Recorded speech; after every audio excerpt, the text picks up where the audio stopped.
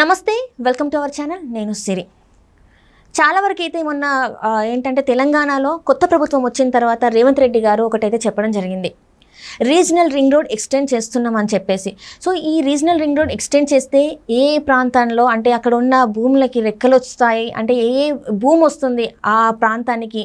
So ఇది మనకి చెప్పడానికి మనతో పాటు ఉన్నారు ప్రముఖ realtor oxygen CEO and founder doctor Nandi Rameshwar Rao గారు. నమస్కారం సార్. నమస్కారం సార్, మన తెలంగాణలో అదే రీజనల్ రింగ్ రోడ్ RRR అంటాం కదా మనం. సో ఇది ఏంటంటే ఎక్స్టెండ్ అవుతే ఎంతవరకు ఎక్స్టెండ్ అవుతుంది అండ్ ఎక్స్టెండ్ అయినప్పుడు ఏ ఏ ప్రాంతాలకి ఆ భూములకి రెక్కలు వస్తాయి సార్? చాలా మంచి ప్రశ్న, కరెంట్ అఫైర్ క్వశ్చన్ అడిగారు సిరి. ఇది ఆన్సర్ చేసే ముందు అసలు రీజనల్ రింగ్ రోడ్ ఎంత విస్తీర్ణంలో ఉంది, ORR అంటే ఏంటి, సిటీని ఎలా విభజించారని చెప్పి మీ ప్రశ్నకి నేను సమాధానం చెప్తాను. అవును సార్. అంతకుముందున్న గవర్నమెంట్కి ఎప్పుడు కూడా పాత గవర్నమెంట్కి కొత్త గవర్నమెంట్కి డిఫరెన్స్ ఆఫ్ ఒపీనియన్స్ ఉంటాయి సహజం. వీళ్ళు వీక్ పాయింట్లు వాళ్ళు స్ట్రాంగ్ పాయింట్లు వీళ్ళు వీక్ పాయింట్లు. సో ఆ విధంగా చూసుకుంటే గత 10 yearsలో గత 20-30 సంవత్సరాలు వివిధ ముఖ్యమంత్రులు వేరే ముఖ్యమంత్రులు రియల్ ఎస్టేట్కి కంట్రిబ్యూట్ చేశారు, బాగా గ్రోత్ వచ్చింది. లాస్ట్ 10 yearsలో కూడా మన TRS గవర్నమెంట్ బాగానే దూకుడుకు పెంచింది. అయితే సీఎం గారు రాగానే కొన్ని పెను మార్పులు చేద్దామనే ఉద్దేశంతో ఆయన కొన్ని ప్రకటనలు చేశారు. ఫర్ ఎగ్జాంపుల్ ఫార్మాసిటీ శ్రీశైలం హైవేలో ఉన్నదాన్ని రద్దు చేస్తున్నాం అన్నారు. అవును సార్, అవును. తర్వాత షిఫ్ట్ చేస్తున్నాం అన్నారు.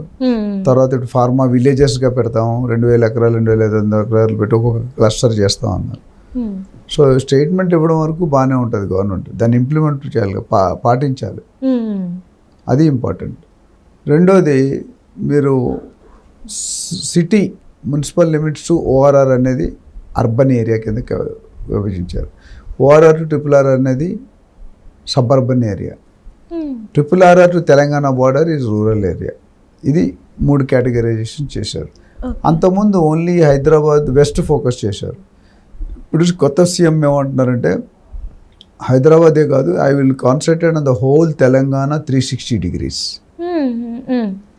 మొత్తం సాటిలైట్ టౌన్షిప్స్ కానీ ఫార్మా క్లస్టర్స్ కానీ మిగతా ఇతర మెట్రో కానీ ఇవన్నీ కూడా ఎక్స్టెన్షన్ మెట్రో కూడా చాలా జాగాలు పెంచుతున్నారు, రీజనల్ రింగ్ రోడ్ ఎక్స్టెండ్ పెంచుతున్నారు. సో ORR అనేది 165 kilometers స్ప్రెడ్ అప్రాక్సిమేట్లీ. RRR అనేది 330 kilometers spread, circle, inner circle, outer circle. Ring road అంటే రీజనల్ రింగ్ రోడ్. అట్లనే నిన్న మొన్న న్యూస్లో చూసాను, రీజనల్ రింగ్ రోడ్ని నేషనల్ రికగ్నిషన్ అని మన రేవంత్ రెడ్డి గారు, కోమటిరెడ్డి వెంకటరెడ్డి గారు, నితిన్ గడ్కరీ గారితో మీటింగ్ అయింది. ఆ స్టేటస్ రావాలని ఆలోచిస్తున్నారు. అది కానీ వస్తే ఇంకా చాలా బ్రహ్మాండంగా ఉంటుంది. ఆల్రెడీ RRRకి ల్యాండ్ పూలింగ్ జరిగింది, ఫండ్స్ అలికేట్ అయినాయి, ఇప్పుడు కాంట్రాక్ట్స్ ఫైనలైజ్ చేసిన టెండరింగ్ కాల్ చేస్తున్నారు. ORRకి పట్టినంత టైం పట్టకపోవచ్చేమో, ఎందుకంటే సబ్ కాంట్రాక్టర్స్కి ఇచ్చి ఎక్కువ మంది కాంట్రాక్టర్స్ ఇచ్చి అట్ ఏ టైం ప్యారలల్గా వర్క్ జరుపుతారు. ఒక్కడికే ఇచ్చామంటే చాలా టైం పడుతుంది. 10 మంది కాంట్రాక్ట్కి ఇస్తే ఎవరి మొక్క వాళ్ళు కంప్లీట్ చేసుకుంటారు. సో మీరు అడిగిన క్వశ్చన్ అంటే రీజనల్ రింగ్ రోడ్ ఎక్స్టెండ్ అయితే ఎక్కడ భూమి ఉంటుంది అన్నది.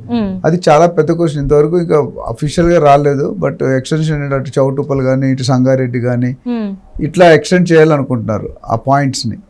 అది ఎంతవరకు సాధ్యమా, ఎంత టైం పడుతుంది అనేది too early to tell, $1 million question. But డెఫినెట్గా ఇంటెన్షన్ అయితే పాజిటివ్గా కనిపిస్తుంది గవర్నమెంట్ అది.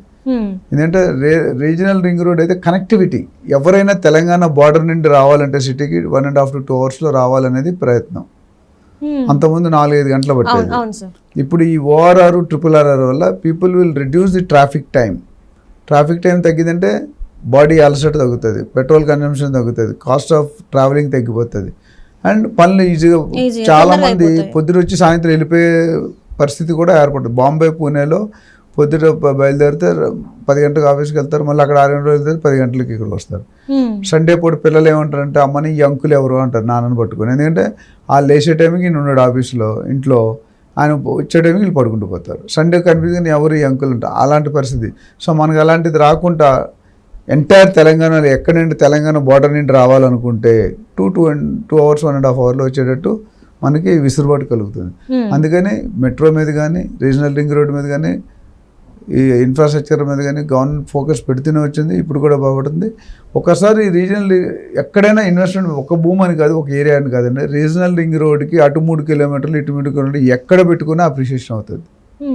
ఎందుకంటే ఒకప్పుడు హైదరాబాద్ వెస్ట్ జోనే చేసాం, ఇప్పుడు అలా కాదు, ఎంటైర్ తెలంగాణ మీద ఫోకస్ చేస్తున్నారు. అంటే ఆల్ టుగెదర్ సర్కిల్ చుట్టూగా ఒక 10 నుండి 15 టౌన్షిప్స్ వస్తాయన్నారు. అంటే ఇంతకుముందు చూసుకున్నట్టయితే సార్, అంటే చాలా పల్లెటూళ్ళు వెనకబడిన ప్రాంతాలు ఎక్కువ ఉండేవి, అక్కడ నుంచి వెళ్ళి హైదరాబాద్కి రావాలి అంటే చాలా ఇబ్బంది ఉండేది.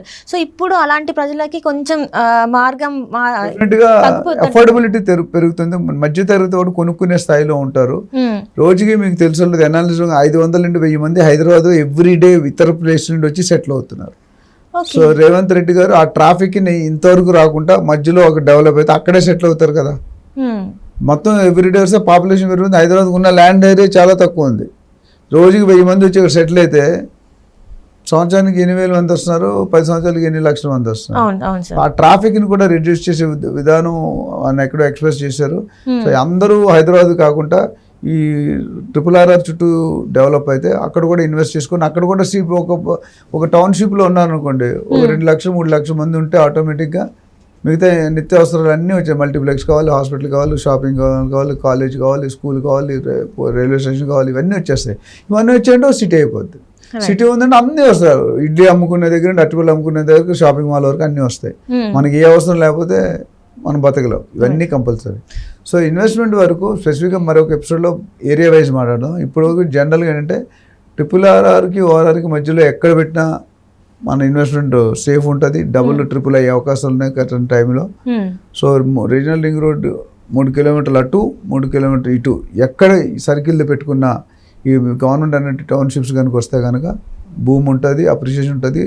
అండ్ మెయిన్గా లోయర్ ప్రొఫైల్ LIG MIG వాళ్ళు కొనుక్కునే స్థాయికి వస్తారు. ఇప్పుడు కోకాపేటలోనో గచ్చిబౌలిలో కొనుక్కునే స్థాయిలో అంటే సొంత ఇంటి కళ నిరాశగా ఉండిపోయే సిచ్యువేషన్కి అరేంజ్ అయిపోయాం.